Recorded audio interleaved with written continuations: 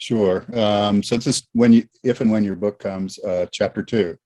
But remember, we talked about 10 features that we have seen over and over and over again in classrooms and community places where literacy is happening in a really useful and successful way. So the first, and then just to review quickly, knowledge of others are you. So anybody who knows a little bit more than the learner, you don't have to know a lot more, but you have to be ahead of the learner so that you can, and the more ahead you are, obviously the better, but within reason, as long as you remember the struggles that learners are encountering.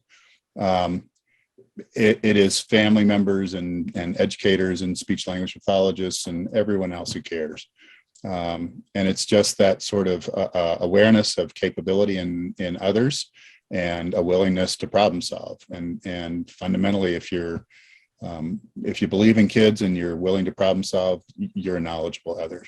Everything else you can figure out, particularly with the amazing resources now that you can find online at places like Project Core and DLMPD and others. Second piece, you've got to have a way to interact and participate in the lessons. It's one why we've got the 4 criteria that distinguish emergent and conventional literacy. In the absence of an ability to communicate interactively, you're kind of left with yes, no's, and facial expressions, and that doesn't lead very easily to deep learning or to getting your questions answered. It leads to emergent experiences, which are really important, but doesn't take you very far into conventional literacy. So we know, the more actively involved you are in your learning, the more likely you are to have your brain turned on and feel a part of that community and move forward. Third principle is really, really important, and schools are historically really bad at it, and that's repetition with variety.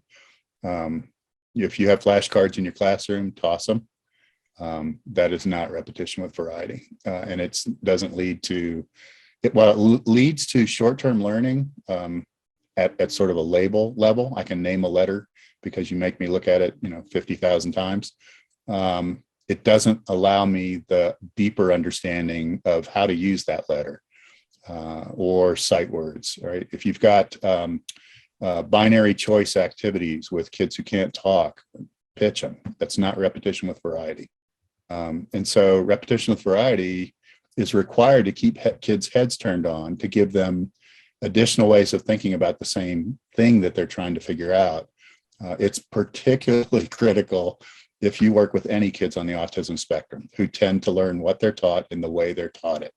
So if reading always happens at 9 o'clock in your schedule, please change it once in a while so that your kids on the autism spectrum don't think that reading only happens at 9 o'clock.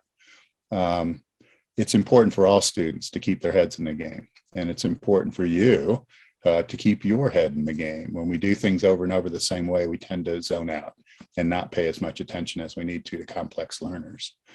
Fourth principle, cognitive engagement, right? You got to have your brain turned on in order to learn. We frequently in special ed have been trained to focus on behavior, and behavioral compliance is not cognitive engagement. The fact that a kid is sitting quietly looking at you doesn't mean that learning's going on. So brain's got to be turned on. The easiest way to turn that on with complex learners is personalize the learning experience, find topics the kids are interested in, use them in predictable charts, for example, we'll talk about today. Personalize, and then lots of repetition with variety. Make sure that activities are understandable, keep kids engaged and interactive, and you get toward cognitive engagement. Cognitive clarity, slightly different and frequently misunderstood, not the same as cognitive engagement. It means, do you know why you're learning what you're learning? So you can learn things, your brain can be turned on, but if you don't know why you're learning it, it's also easy to forget that material or that strategy or skill and not apply it. If you have boys in your home, particularly young boys, if you ask them what they did in school, you frequently hear nothing. And nothing is an indicator of a lack of cognitive clarity. That is an indicator that what happened in school that day was we followed a schedule We did math after social studies because we always do math after social studies. We didn't really explain to kids how what we were learning in social studies related to their personal lives. We didn't help kids understand that this skill we're learning in math could actually be applied to, I don't know, figuring out the height of a building or something else. And so cognitive clarity is, do you know why you're learning what you're learning? It starts with teachers, teachers broadly, not classroom folks necessarily, speech pathologists or teachers in the way that we think about literacy. Parents or teachers when it comes to literacy. But if you don't understand why you're doing what you're doing, then you can't help kids understand it. So if you are slavishly following the Edmark curriculum, if you're using ULS because you were told you had to, but you don't really quite get how to use it purposefully or how that connects to the things we're talking about, then you don't have cognitive clarity and you can't transfer that to the kids. So important to know why you're doing what you're doing and help kids understand why they're doing whatever they're doing. So that goes beyond behaviorism, right? Help kids understand why you're asking them to engage in particular ways. Sixth principle, personal connection to the curriculum. We have historically done a wonderful job with people who look like me and are younger, but white males are all over the curriculum, stamped in every possible way you can think of. If you're female and you're white, you're in there and you can find yourself a lot. If you're any other color, if you've got a severe disability, if you are transgender, if you are anything other than sort of dominant culture, then it's a lot harder to find materials, to find experiences, to find interactions that help you connect from the world you live to the world that people are trying to help you learn in. And so particularly with kids who are struggling in learning, the more personalized we can make it, the better. And then in my own case, I find the more we make it not look like school and personalize it, the more success we have when we start thinking about older learners. So kids who are upper elementary and beyond, that personal connection is critical because frequently they've had 4 to 6 or 7 or more years of just not very fun experience where people have sort of drilled and practiced things, but not really personalized the writing, for example, or chosen books that are interesting to the kids. And so school feels bad. It tastes like spinach and they're not particularly interested in learning. That's a natural outcome. Willingness to take risks. You do know the rest of the world doesn't think that the kids in your classroom can learn. So when you push on that, you'll get pushed back in lots of different ways. You get the example Karen frequently gives of the yeah buts, right? So I know you can, teach that kid who walks and talks. Yeah, but what about this kid I've got who fill in the blank disabilities, usually multiple, and usually involving inability to speak, and lack of physical control, and all kinds of assumptions made that just clearly are false, but based on unsuccessful teaching experiences. So willingness to believe in kids and then try to help them learn. Comprehensive instruction we've laid out in 2 ways. Last time we got together and in the book, we talk about comprehensive emergent, comprehensive conventional. Karen has a fabulous article laying it out in pretty plain language in one of the speech language journals, 2017, I think. My students all read it. But it lays out sort of, here are the things that need to happen in emergent, here are the things that need to happen in conventional. We take a comprehensive approach because you don't know what's going to work with each kid. Some kids, I just need more opportunity to apply the skills I've been learning.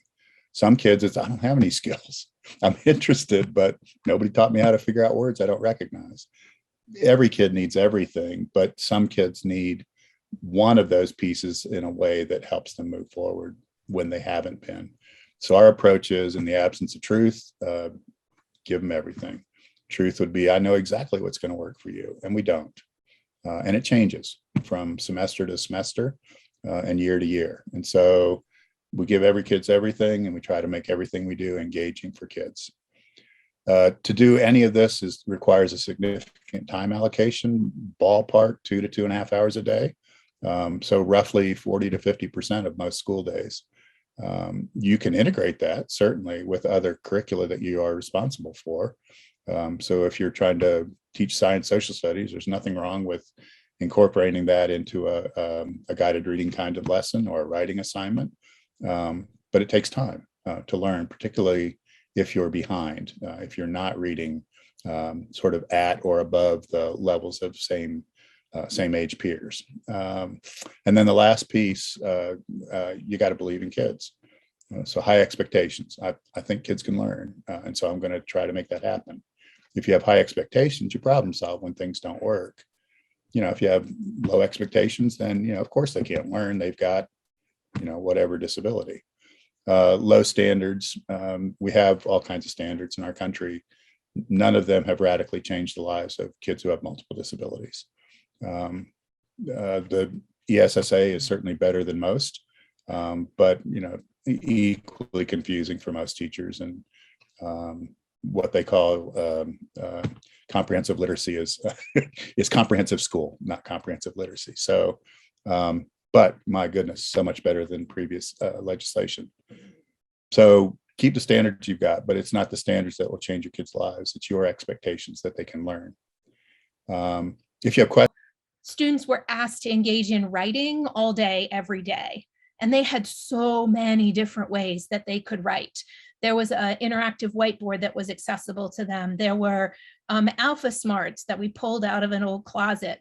There were iPads that they could use with different writing apps. They could write with paper and pencil. They could write with markers. There were, just the little sort of whiteboards that we often give to kids that are individual whiteboards. It turned out that the writing, the medium that became the most engaging and interesting for them is one of the AT folks found some contact paper that was chalkboard contact paper and covered walls and bookcases and file cabinets with this chalkboard contact paper. And the kids engaged in an unbelievable amount of writing when they were using chalk and writing on these chalkboards, which was really interesting and not what any of us would have predicted. But we got beautiful writing samples because we were flexible. We allowed them to choose what worked best for them. We think it was partly the chalk and the novelty of it, but the other piece that made that really different is many of the places where they wrote were nooks, like in the corner next to the teacher's desk where we had covered it. And so they were kind of in this enclosed space that they were choosing on their own, and then writing in that space. And so, Colleen says maybe it has to do with the color contrast. That might have been what was interesting to them also.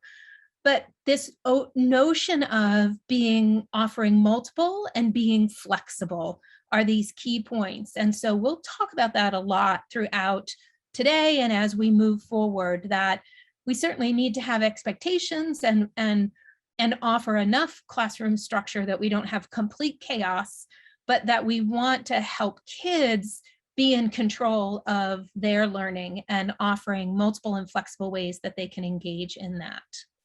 It definitely proved to be really important this summer. And for me, one of the most shocking outcomes among this group of 14 kids, 7 to 12 years old, were the number of kids who ended up in a 6-week ESY program. All of them were augmentative communication users. The number of those students who started using their natural voice as their primary means of communication in 6 weeks was pretty amazing. And I think it's because there was this focus on learning and interaction and engagement and cognitive engagement and cognitive clarity, all of those principles offered through this multiple and flexible lens. And when some of those demands and structures were taken away, we had kids who were, I think, more willing to take the risk and able to express themselves in ways that previously people hadn't been. I mean, some of them their speech was so clear and complex that they clearly had language and had speech long before this summer. It was the way that it came out this summer that was pretty dramatically different than what the school teams had ever experienced before. And interesting, highly related to the way people talked about what it was they were expected to do, I suspect. Related to this, we also talked about the need to be teaching AAC while we're building emergent literacy, and trying to think about some of these evidence-based practices in augmentative and alternative communication that are going to get infused into what we're doing all day, every day, as we think about building emergent literacy. So we need to make sure that students have access to personal AAC systems.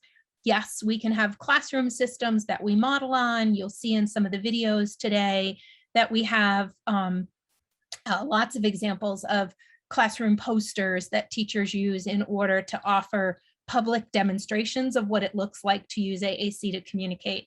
But ultimately, all students need to have their own personal system in order to support their ability to express themselves across activities. We need to get good at communicating meaning to all communication acts. This goes back to that multiple and flexible. When a student makes an effort to communicate with us in any way at all, we need to acknowledge that. We need to attribute meaning to that and move on, and not restrict them to communicating in one particular form.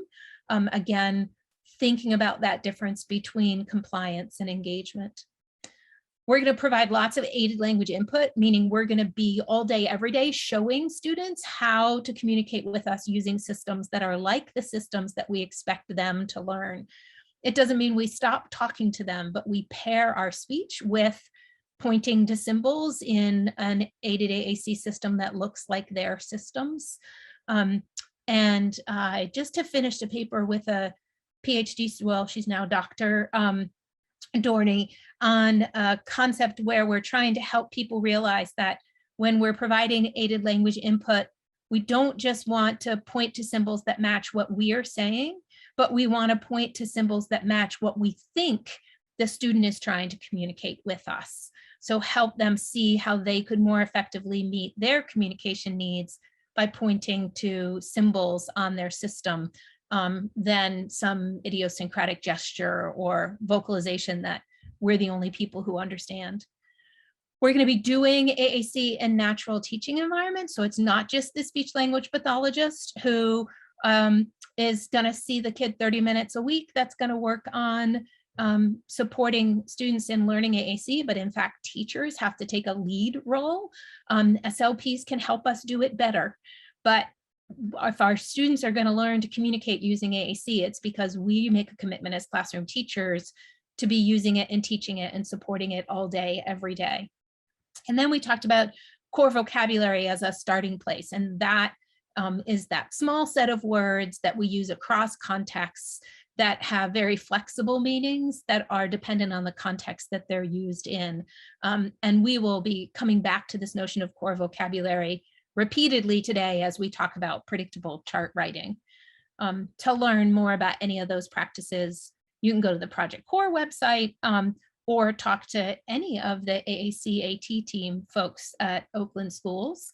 And you especially want to make sure, if you have not already, if you have a student in your class who is not able to use speech to meet their face-to-face communication needs, who does not already have a personal AAC system, and you are in Oakland schools, you need to get that referral going immediately because they can get on the list and begin receiving some services that very few systems in the country offer the level of services that you can access in Oakland schools.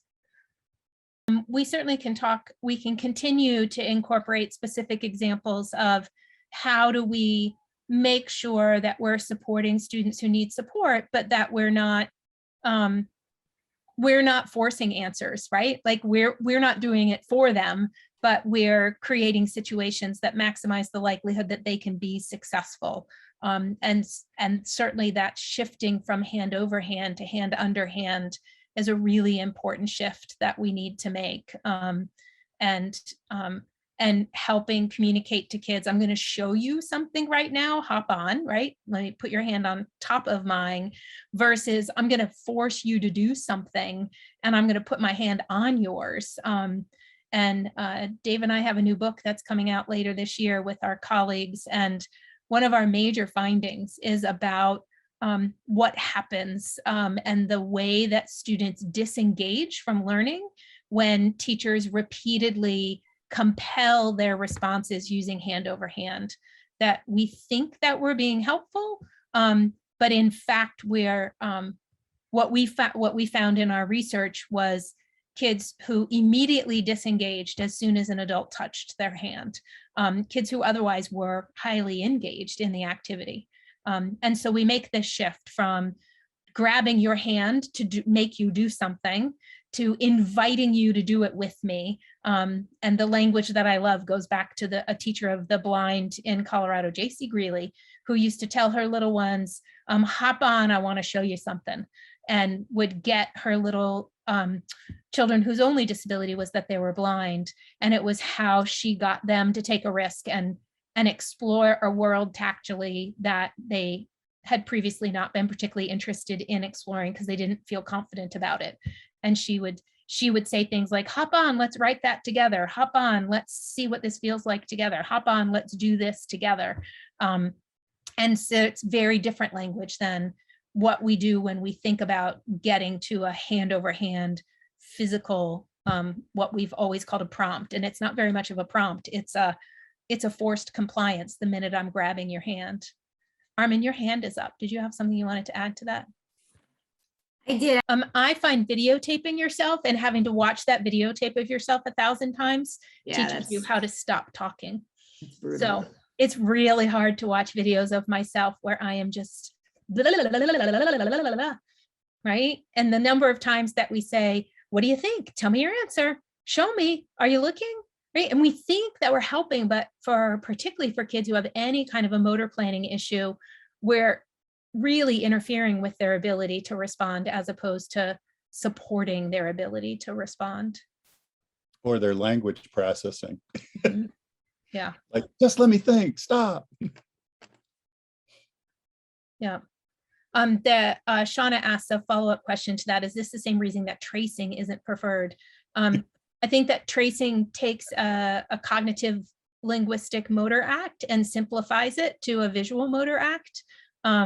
And that's the big problem, is there's really great evidence, and it's part of the reason why programs like Handwriting Without Tears continue to be out there, is that tracing and making circles and writing straight lines and vertical lines and horizontal lines, practicing that actually makes kids better at tracing and making circles and making horizontal lines and making, like, you get better at that thing, but you don't get better at the other parts of what writing is.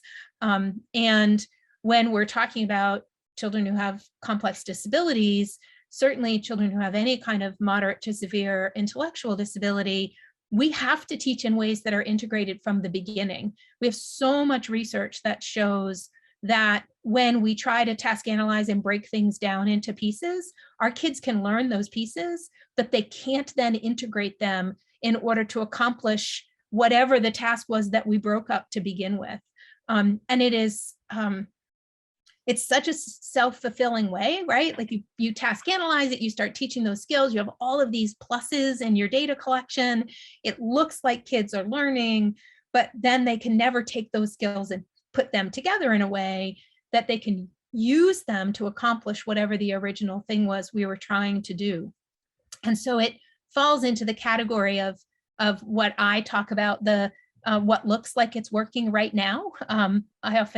I think we need a second what works clearinghouse. There's the what works to actually lead to long-term growth, and then the what looks like it's working right now. And we have so many practices in special ed that make the child look more successful in the moment, that actually interfere with our long-term instructional goals. Things like copying and tracing and hand over hand and prompt hierarchies and picture supported text are all examples of things that might make a student look like they're being more successful in the moment, that all interfere with long-term gains in literacy and communication. The test is not, do you learn what you're taught? The test is, can you generalize what you've been taught? Can you apply what you've been taught? And can you do those things independently? And that's not what works. What works clearinghouse is looking at. They're looking at, did you learn what you were taught? I don't care. I really don't care. Can you use it? right? That's the and that's the challenge for our kids, because so much of what they get is being taught in partial ways. It's also really interesting. It's so pervasive in the significant disabilities research literature that if you actually look at it really carefully, the researchers who are doing research with kids with severe disabilities have redefined what generalization means. So in the general ed and high incidence disabilities literature, when they report on the generalization of a skill, they're reporting on the kid's ability to use what you taught them to do something you didn't teach them in a generalized way to apply whatever it was that you taught them. In the severe disabilities literature, they've redefined generalization to mean that you can do what I taught you with a different person in a different place. So there's no application. It's just literally doing the thing in a different place with a different person, but doing exactly what you were taught. And that is a really critical thing to understand, particularly if you're a grad student reading literature, is to really look carefully at what people are claiming are the generalized outcomes. And if it's the same skill in a different place, it's not generalization. It's replication in a new location. Generalization means that you did something that I didn't teach you directly. You applied it or used it in some way different than exactly what I taught you. Not that you did the exact same thing with a different person or in the classroom down the hallway instead of in the classroom where you learned it. And so those notions are really important to the ways that we try to think about emergent literacy instruction and the ways that we think about the specific instructional routines and activities that we're starting today talking about in really specific ways.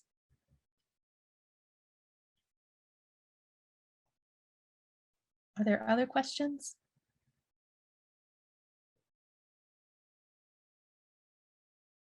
Journal editors don't understand generalization, Karen.